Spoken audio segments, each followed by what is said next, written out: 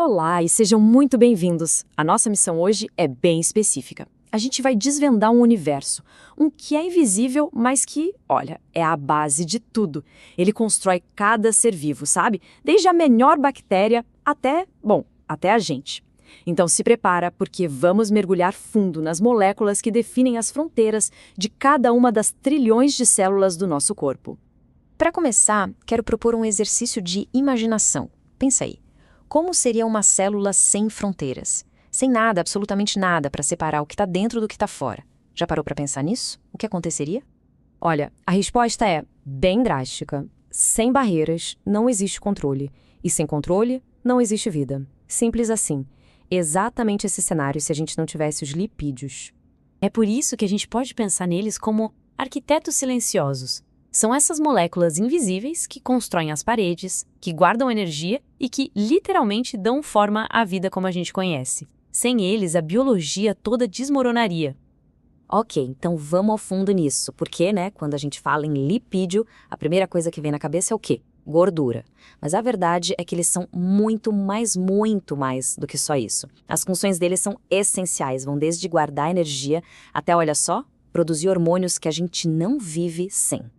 E aqui está o segredo, o verdadeiro superpoder dos lipídios, a dupla natureza deles. Pensa assim, uma parte da molécula, a cabeça, é hidrofílica, ou seja, ela ama a água. Já a outra parte, a cauda, é hidrofóbica, ela odeia a água.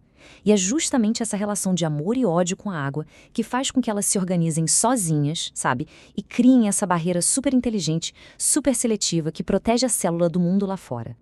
Beleza. Mas como é que essas estruturas tão complexas são construídas, afinal? A resposta é que tudo começa com pecinhas bem simples, tipo um Lego. Vamos ver como essa construção acontece.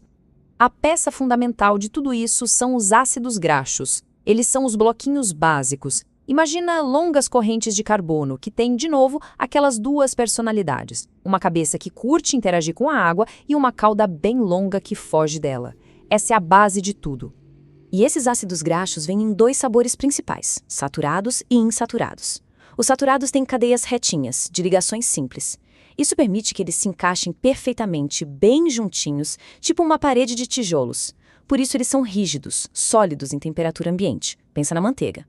Agora, os insaturados, eles têm ligações duplas que criam umas dobras, uns cotovelos na cadeia. E essas dobras não deixam eles se compactarem. O resultado? Eles ficam flexíveis, líquidos. É exatamente por isso que o azeite de oliva é líquido.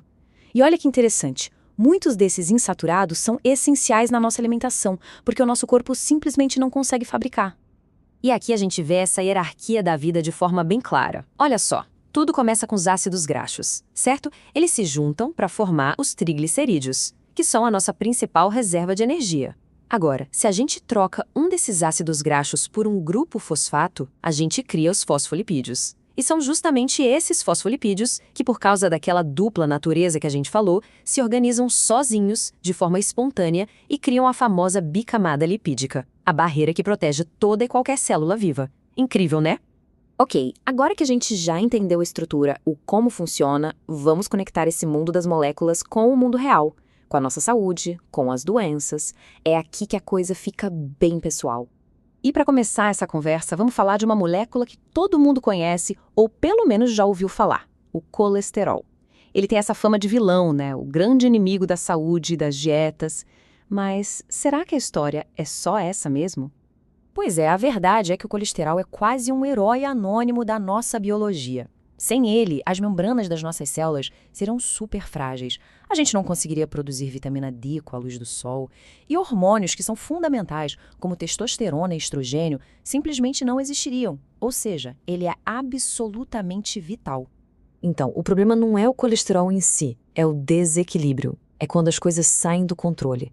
Doenças genéticas como a hipercolesterolemia familiar ou doenças metabólicas como a de Tay-Sachs, elas mostram de um jeito bem duro que falhas, mesmo que pequenas, no jeito como o corpo processa os lipídios, podem ter consequências gigantescas.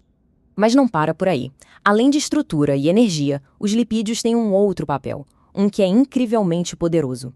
Eles funcionam como um sistema de controle, como mensageiros que viajam pelo corpo todo. E dentro desse grupo de mensageiros, a gente tem os esteroides. A estrutura deles é única, com 4 anéis de carbono todos ligados. E é essa forma que faz deles mensageiros químicos super eficientes e potentes. E adivinha só quem é a matéria-prima para todos eles? Ele mesmo, o colesterol. É a partir dele que o nosso corpo produz hormônios que controlam o nosso metabolismo, a nossa resposta ao estresse, o equilíbrio de água e sais e até o nosso humor e comportamento. É a bioquímica em ação, mudando a nossa vida. Certo.